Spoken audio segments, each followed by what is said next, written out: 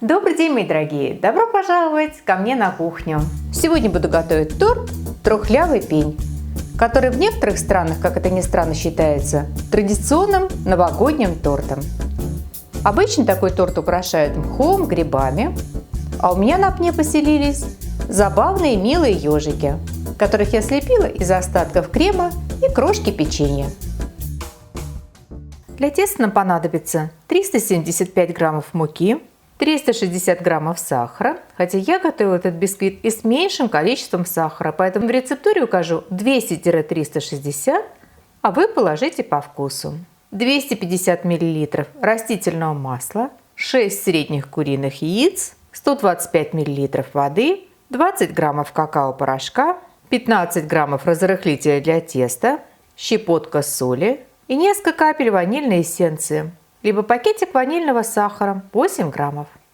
Для выпечки бисквитов нам понадобится две формы большего и меньшего диаметра. У меня форма диаметром 24 и 20 сантиметров. Низ форм я застелила бумагой для выпечки, борта промазала сливочным маслом и просыпала мукой. Лишнюю муку стряхнула. Муку смешиваем с разрыхлителем. Смешиваем как можно тщательнее, чтобы разрыхлитель равномерно разошелся по объему и бисквит поднимался ровно. А затем просеиваем. В миску разбиваем 6 куриных яиц, добавляем щепотку соли и взбиваем, постепенно подсыпая сахар, в светлую воздушную массу.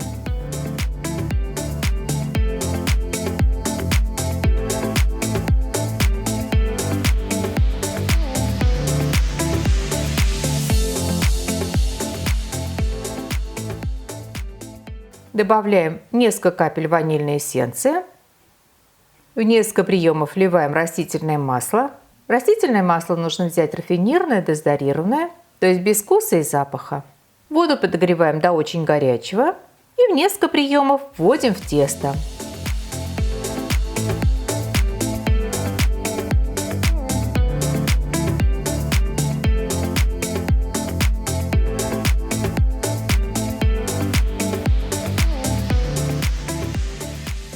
В последнюю очередь вмешиваем тесто муку с разрыхлителем. Можно вмешивать при помощи миксера, но только коротко, быстро, на малых оборотах миксера, чтобы тесто не переработать, чтобы оно не затянулось и бисквит хорошо поднялся. Откладываем примерно 2/3 теста, треть оставляем в миске и вмешиваем какао-порошок. Попутно заметьте, что правильнее было бы не вмешивать в тесто сразу всю муку, а отложить от муки 40 граммов и затем вмесить ее в отложенные 2/3 теста, а в оставшуюся треть теста вмесить 20 граммов какао-порошка. В этом случае не пришлось бы выравнивать консистенции светлого и темного теста. Ну а поскольку я этого не сделала, темное тесто мне получилось более густым, светлое более жидким. И мне пришлось слегка разбавить темное тесто водой. В конечном итоге я все равно не угадала с консистенцией. В результате при выкладывании темное тесто опустилось на дно, и торт не получился красивым на разрезе. На вкусе это, конечно, не отразилось, но все же хотелось, чтобы и на разрезе торт тоже был красивым. Раскладываем тесто по формам, наливаем тесто все время в центр формы, наливаем поочередно темное и светлое тесто. На каждую часть темного теста берем 2 части светлого теста. Я буду выкладывать половником, у меня маленькие и большие половники. Если будете выкладывать ложкой, то на каждую ложку темного теста кладите 2 ложки светлого теста.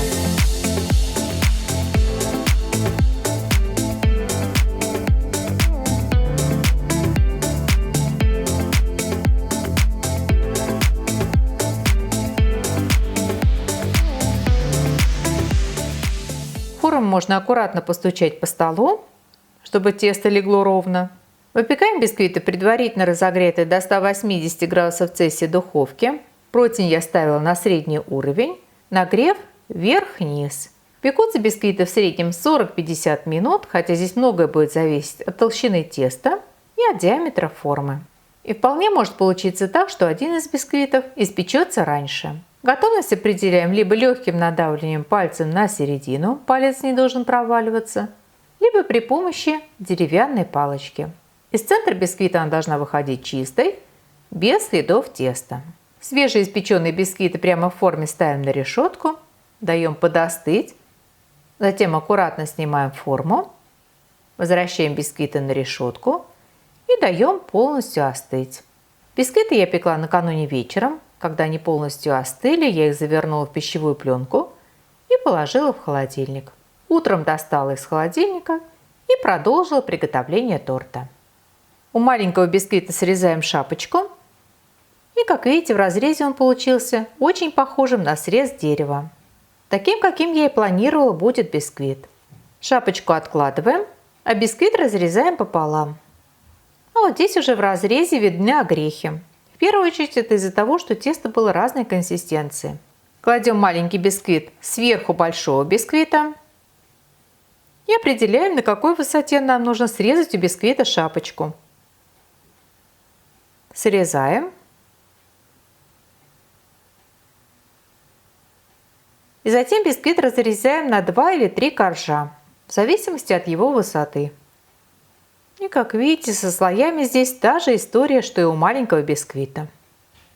Бисквит пока откладываем. Срезанные шапочки бисквита размельчаем в крошку.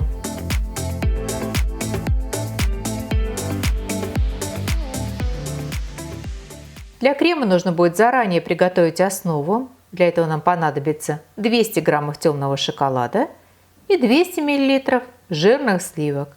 Сливки нагреваем до горячего, но в то же время не доводим до кипения, чтобы шоколад не перегреть. Выливаем на шоколад, даем постоять 5-7 минут, чтобы шоколад подтаял, пока не перемешиваем. А затем аккуратно перемешиваем до однородности. Если вдруг шоколад не полностью растаял, можно слегка подогреть, но именно слегка, чтобы не перегреть шоколад. И убираем на час в холодильник, чтобы она полностью остыла. Для крема нам понадобится подготовленная ранее основа. Она должна быть комнатной температуры, плотной, но в то же время мягкой. Банка вареной сгущенки с сахаром, это 380 граммов, и 170 граммов сливочного масла. Сливочное масло нужно заранее достать из холодильника и дать согреться, чтобы оно было мягким. Готовится крем очень легко, быстро и просто. Взбиваем сливочное масло. Постепенно добавляем вареную сгущенку.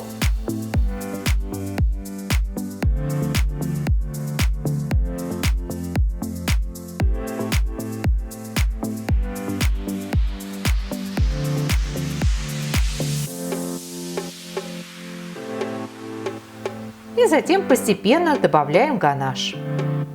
Сливки с шоколадом.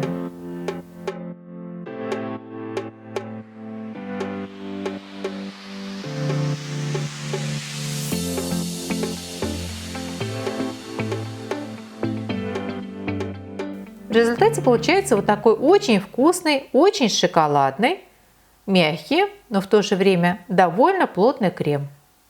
Промазываем кремом коржи торта и собираем торт, как обычно, горочкой.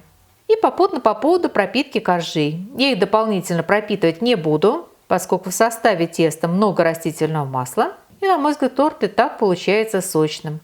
Но при желании, если вы, например, любите влажные мокрые торты, вы можете их дополнительно пропитать. Можете, например, приготовить простейший сахарный сироп из 2 столовых ложек сахара и 3 столовых ложек горячей воды. Но если вы сомневаетесь, стоит пропитывать или нет, можете попробовать кусочек бисквита из того бисквита, который мы разламывали в крошку, и определиться. Верхний корж не промазываем. Это будет у нас срез дерева. Часть крема смешиваем с крошкой, чтобы получилась такая негустая масса. Подготовленной крошкой выравниваем бока торта. Придаем торту форму пня.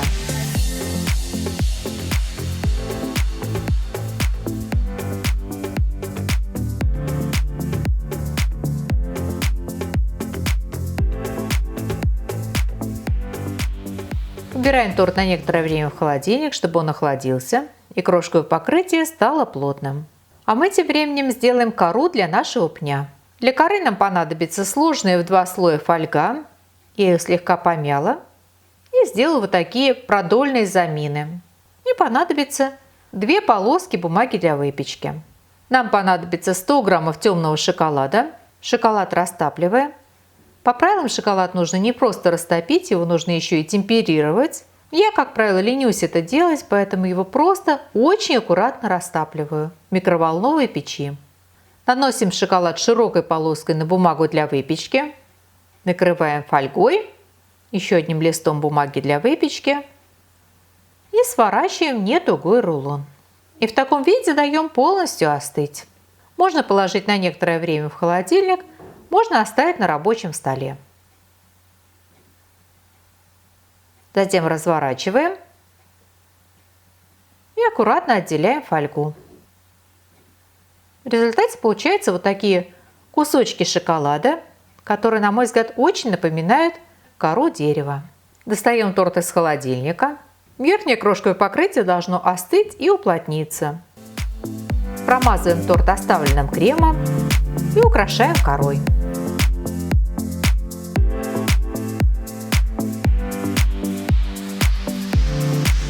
И для того, чтобы кора была похожа на настоящую кору, я слегка затонирую ее какао-порошком и сахарной пудрой. И наш торт-пень готов. Его можно подать и в таком виде. Мне кажется, он вполне самодостаточный. Можно украсить грибами, мхом, в общем, все по вашей фантазии. Но у меня в этот раз остался крем, и поэтому я решила вылепить ежиков. Я взяла готовое печенье, его размолола в крошку и смешала крошку печенья с кремом на манер пирожного картошка, чтобы получилась вязкая масса, которой можно лепить. Придала форму ежиков. Из миндальных лепестков сделала иголки, а глаза сделала из сахарной глазури. Она у меня осталась от предыдущего рецепта. А носы у ежиков шоколадные. Поставила ежиков на пень, и наш торт готов.